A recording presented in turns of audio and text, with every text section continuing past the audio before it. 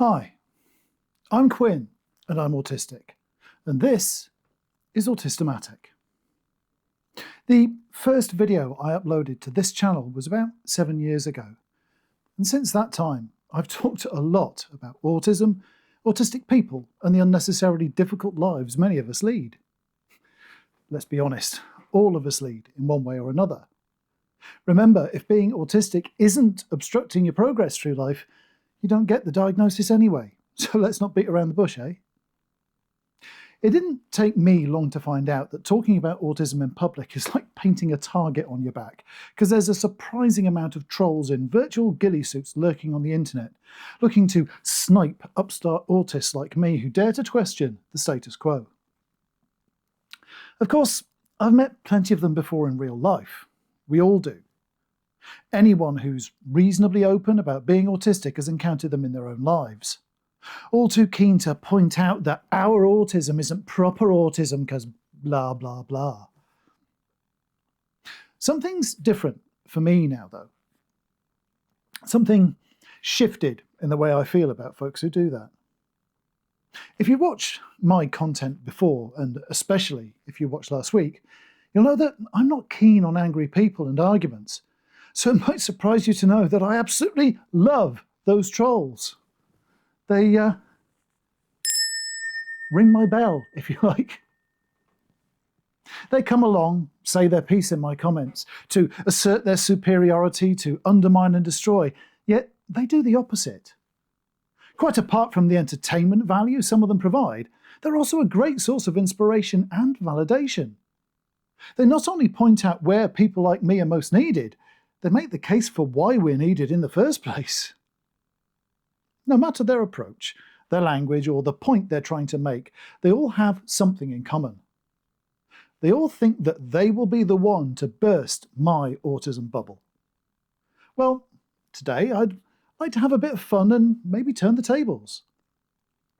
Every time they try to burst my bubble, they just reinforce it and give me pointers towards helping others. They make me stronger, more effective, and that feels a little unfair. Why should I be getting all the benefit out of this relationship? But there's more to it than just online trolls.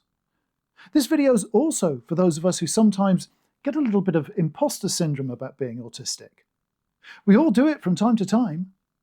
We wonder if that autism diagnosis or ID was correct after all, because we heard this about autism when actually we do that. We all have those moments, even me. And I'll add in those folks who are on the cusp too, those who are still making their mind up whether they may be neurodivergent or not, and asking those, I think I might be autistic, but questions. So, why don't you get yourself a cup of something warm and comforting, find a comfy spot to park your bum, and grab yourself a virtual pin as we go bursting some autistic bubbles of our own.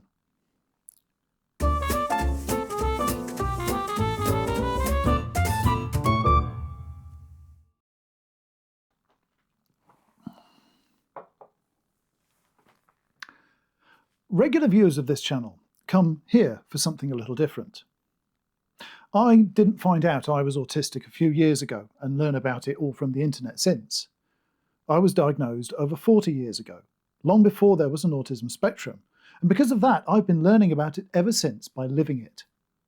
I've known I'm autistic for a very long time, and I've given it a lot of thought over the decades.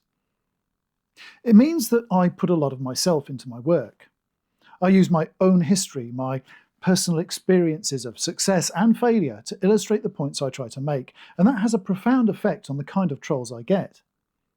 They sometimes fall over themselves at the opportunity presented to them.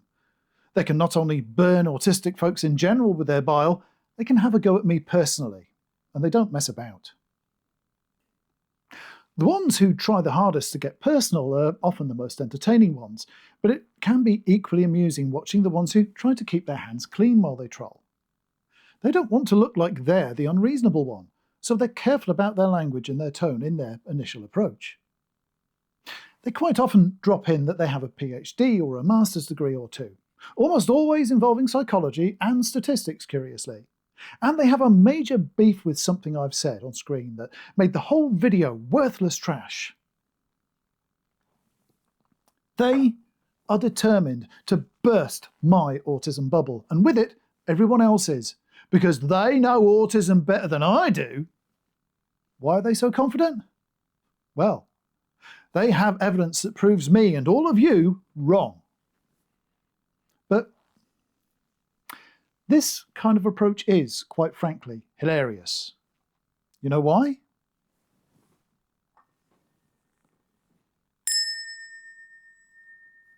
Bell curves. Bell curves are the lifeblood of statistics. We see them everywhere, and it's pretty obvious why when you know their other name: normal distribution. The bell curve is one of the most well-known phenomena in statistics because they appear in almost every analysis. They are a visual way of representing and calculating averages, if you like. It doesn't matter whether you're plotting the efficacy of government interventions or the mating habits of endangered marmosets. Most datasets will produce a bell curve at some stage because that's how life works. When something is categorized due to a range of distinctive characteristics, measurements of those characteristics will produce a bell curve, with the peak of the bell around the most popular or common measurements. But at the edges, you find the less common results, the outliers. They still fall into the range under scrutiny, but they're right on the fringes.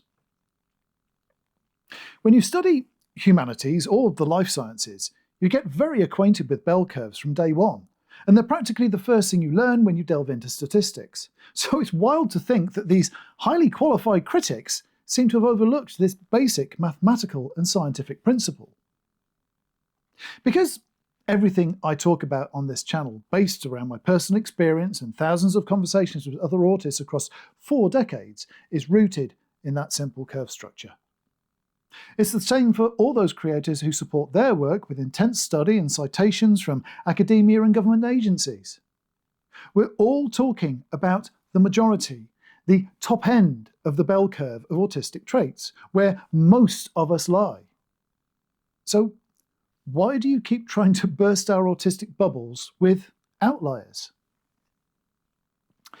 The argument usually goes something like this. This video is nonsense because my autistic person does the opposite. You say all autistic people do the thing you say, but mine doesn't. So you are a charlatan and nobody should follow your advice. What a load of bell curves. I always try to reiterate in my work that there's infinite variety between autistic people, despite the similarities I talk about on this channel. We obviously all have a lot in common to share this diagnosis in the first place, but it doesn't mean we're homogenized non-people like some folks seem to think. On the bell curve representing all human experience, autistic traits put us on the fringes of the wider population. But if you pull us out and make a separate graph of just autistic people, you'll find outliers there too. And if there's one thing you learn pretty early on in both science and the statistics that back it up, it's that outliers don't detract from the overall picture. They add to it. It's not a range if you don't have data on the edges. And all psychological diagnoses are based on responses and observations within a range of tolerances. So, the autistic person you know doesn't act the way that random pillock on YouTube says they will. Go on, have a go, and put them in their place. But before you do, have a listen to what they said. You might notice that most of us are very careful not to make sweeping statements. We want you to know that we don't claim to speak for all autistic people. I even put it into the written disclaimer that goes up at the beginning of every Autismatic video. If you're paying close attention, you might also pick up that the language we use is full of words like most, many, some or the majority, along with plenty of references to possible variations in experience, almost like we're drawing you a verbal bell curve. But we're not doing this for the haters. The agitators and the heels dug in opinions of hurt people looking for a target to unleash on.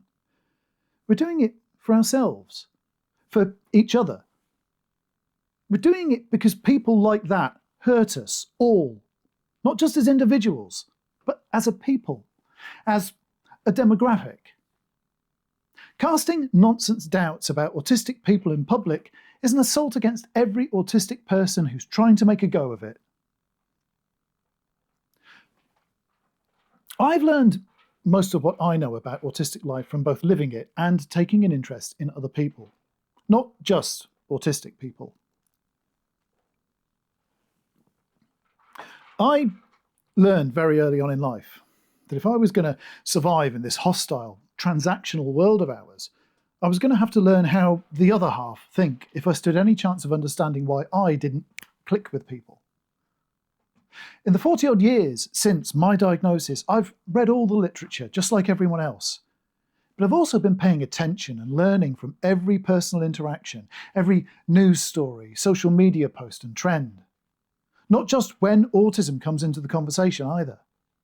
It's been a lifelong odyssey seeking answers to how and why my thoughts, feelings and motivations are so often different to the people around me. Whilst my autistic life has hit most of the same practical and social barriers as everyone else I talk to, my diagnosis back in the stone age of the autism spectrum did make a difference where it counts. Most of us struggle going through life not knowing why we're never on the same page as anyone else. But I did know. I already had that diagnosis to give most of it context, so it gave me a point of focus to work from. I've had a very long time to get used to not just feeling like a square peg in a round hole, but knowing it and why. Trouble is, they never have told us much about the how of how it all works, which is where people like me come in. In amongst those thousands of conversations and mistakes, I picked up a few things worth knowing, and I share them here, but only those I think will be useful to people.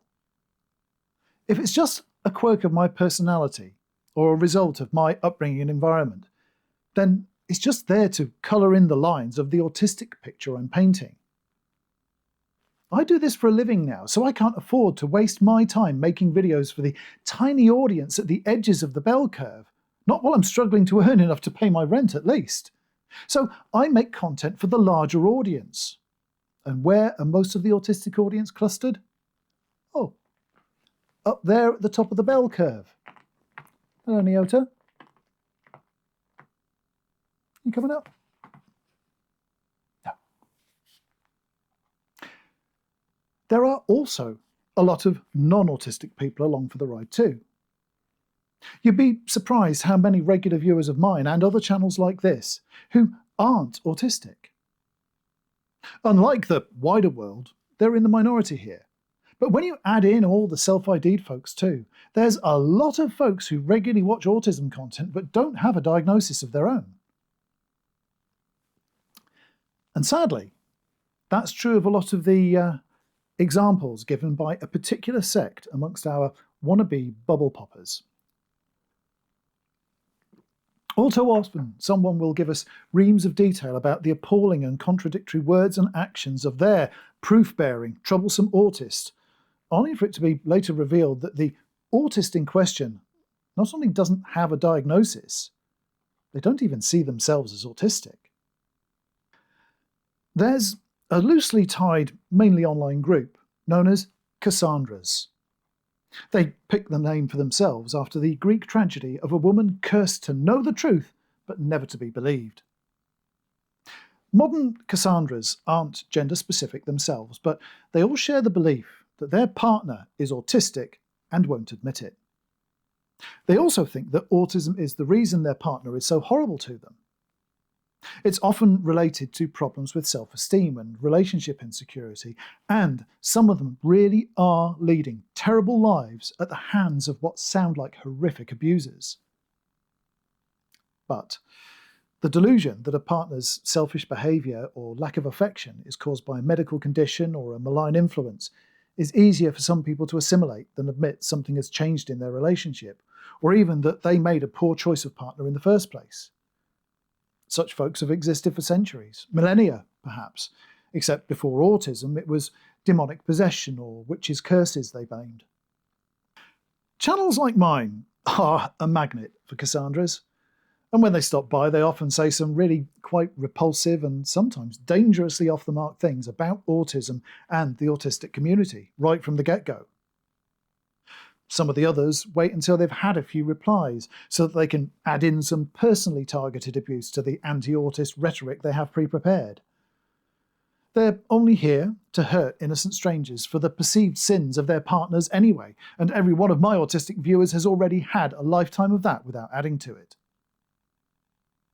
Along with autism moms, Aspie supremacists, anti-vaxxers and many more, Cassandras are one of a catalogue of well-known autism-critical characters that turn up not only in comments on YouTube videos, but in the everyday lives of autistic people.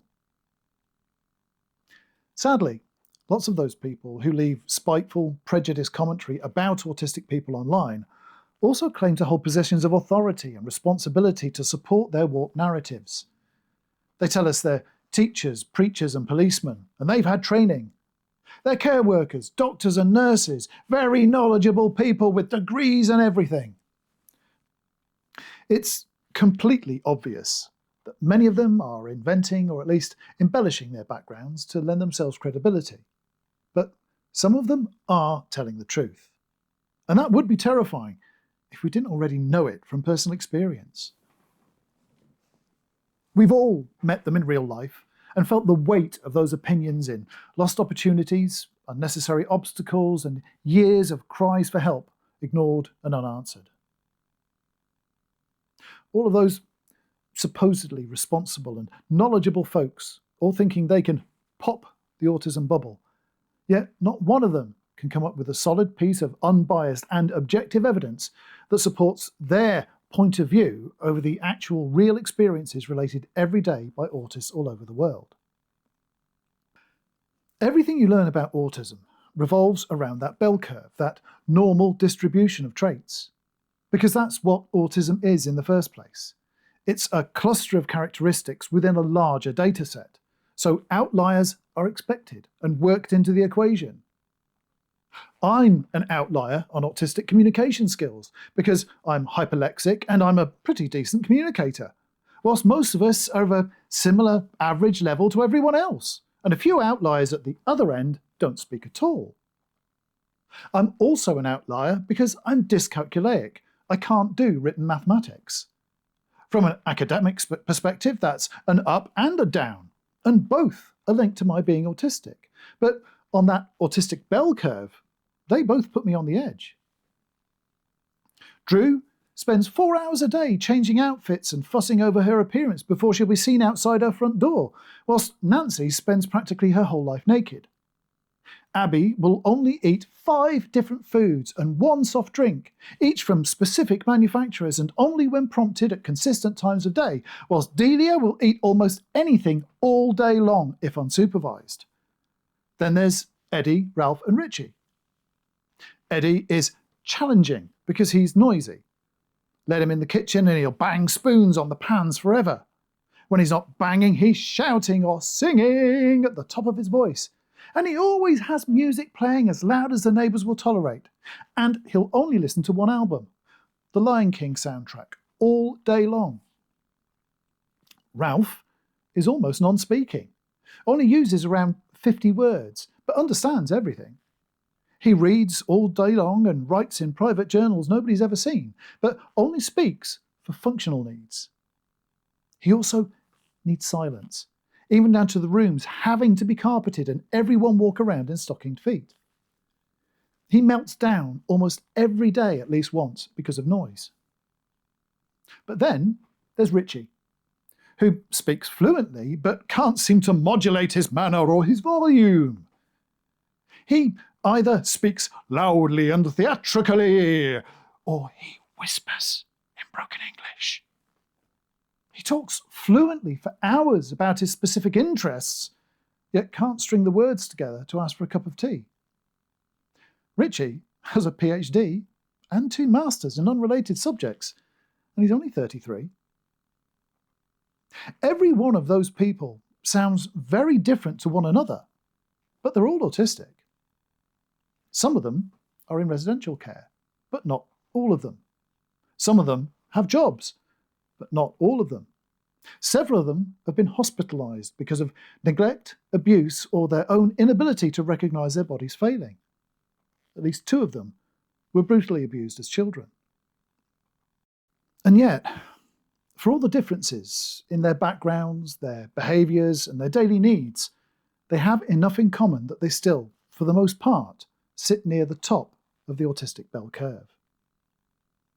Drew fusses over her appearance because of overwhelming social anxiety, whilst Nancy has acute tactile sensitivities. Abby has both sensory problems with the food she eats and digestive issues which limit her diet, whilst Delia can't tell if she's hungry or full, so she often overeats rather than forget to eat and starve later. And Eddie, Ralph and Richie all have different kinds of auditory sensitivities. Every single autist I've met does things, says things, or feels things which put them on the fringes of the autistic bell curve. But none of that matters in isolation. What matters in diagnostic terms, and for that matter in the process of self-identification, is recognising that enough of who we are falls into that bell curve representing the autism spectrum, and no more. So, to anyone who thinks they know autism better than the autistic, I say, stop. Enough is enough. But to those feeling a little imposter syndrome, or who are teetering on the edge of the big "am I neurodivergent" question, I say, stop worrying.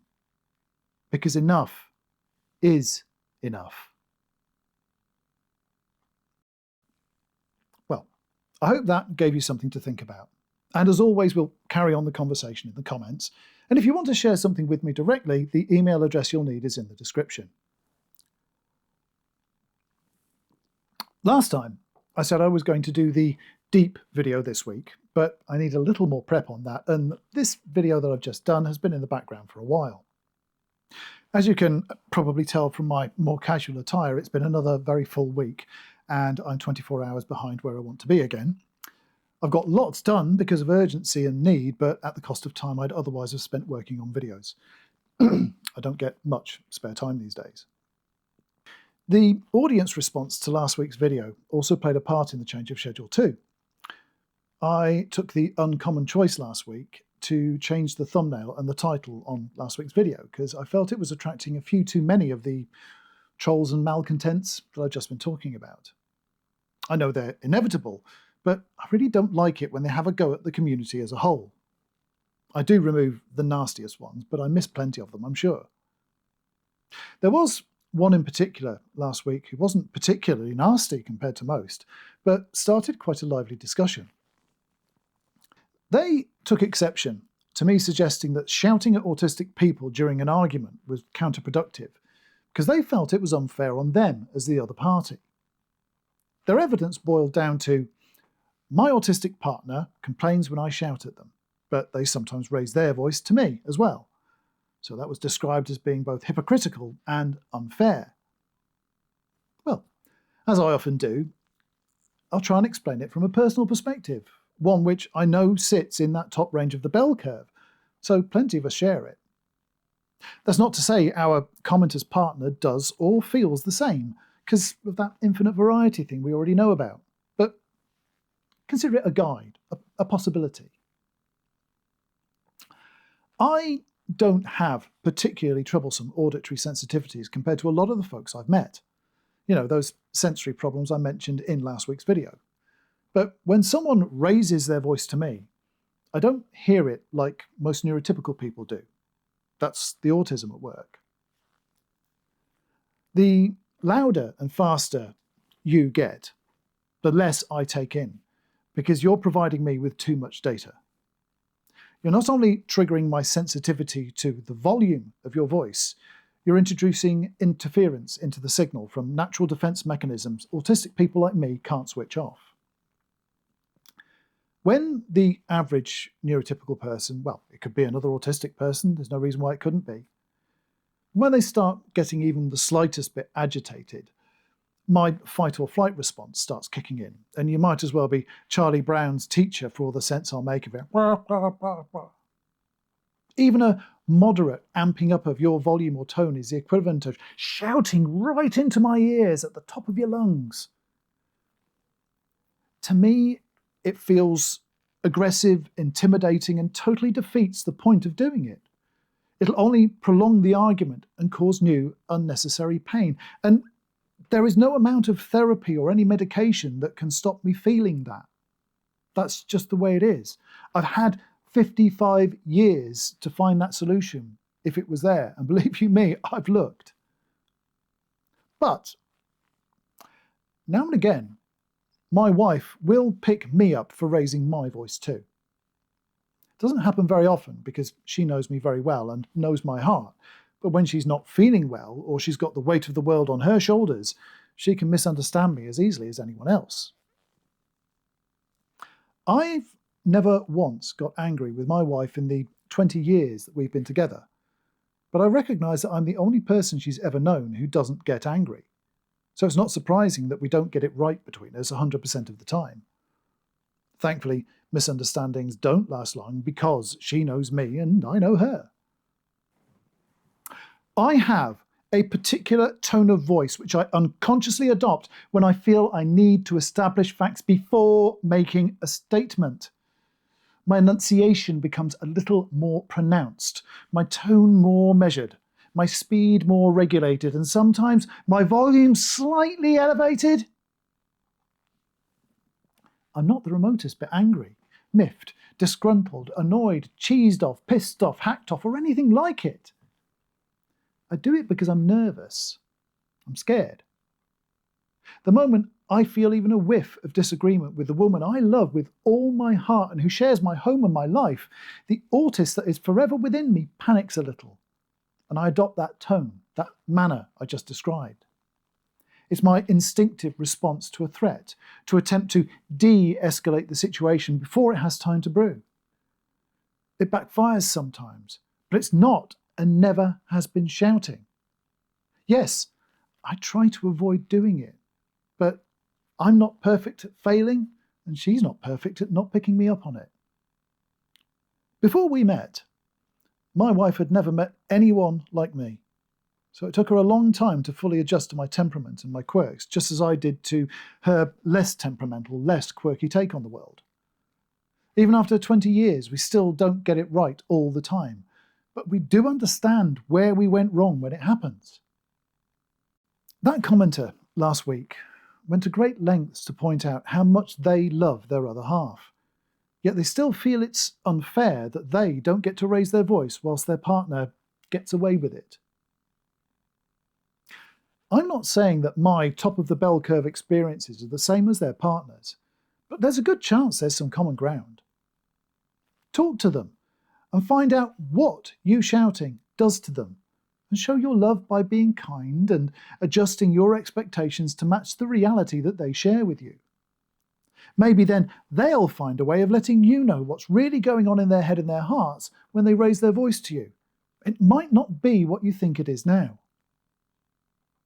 Only talking to each other and trusting what we're told to be honest and real can we learn from one another and become better partners. That foundation, that understanding that as autistic and non-autistic people trying to live together, we can't help but see things, feel things, and process things differently to one another. That's essential if we want any hope of long-term success in our relationships. Okay, still to come, we've got this week's research topic, and at the end of this, there'll be the bonus section for patrons. But before that, you know the drill. Please like and subscribe and click the notification bell. And if you see a hype button, please pump it for all you're worth. I couldn't even eat, let alone do this, if it weren't for my patrons. So if my work is making a difference to your life and you can afford to help me keep doing this, I'll leave links to Patreon and Ko-fi below. And remember, patrons now get an extended version of every new Tea Time video. Before the research question, loads of gamers in the audience told me about their online gaming habits when I asked a few weeks ago and what you all like to play. I'm thinking about making some content about video games and autism in the future once I've thought it through. This last fortnight, I've managed a grand total of 2 hours of gaming, most of which was spent on the free demo of Starship Troopers Ultimate Bug War, which was both a pleasant surprise and as cheesy as it sounds. It's a retro first-person shooter set in a sort of an early 2000s style, kind of appropriate to the movie license, I suppose. And it's from the same developer that did Warhammer 40k Bolt Gun. And if you like that, there's a very good chance you'll like this, I reckon. I got the free demo on Steam, and I think the full game comes out in the middle of March, I think. And if you haven't seen my friend Mike, that's Autistic AF, if you haven't seen his recent video blowing apart the myths around autistic life expectancy, then I highly recommend it, and I'll leave a link into the description. Well worth a watch. So, research-wise this week, I'm introducing something of a new tangent to the ongoing topics. I'm still interested in what you have to say about how you feel about competition, sports, games, and how that relates to the competition we face in everyday life. And of course, there's a little time to get in your thoughts about Stacey's deep question, since that's been delayed. The new line of inquiry is about how we handle making mistakes. When we do something in error or in ignorance, how does it make you feel when you realise your mistake? And how does that translate into your interactions with other people? Do you find it easy to fess up to your cock-ups, or do you freeze on the spot? How do you deal with it when your mistakes have consequences or inconvenience other people? And I suppose, does who gets affected make any difference to that? Say if it was your partner or a family member who lost out because you made a mistake. If you don't want to put your answers in a public comment, you can always email me at the address in the description. Okay, well, that's it for this week. I'm Quinn, and I'm autistic, and thank you for watching.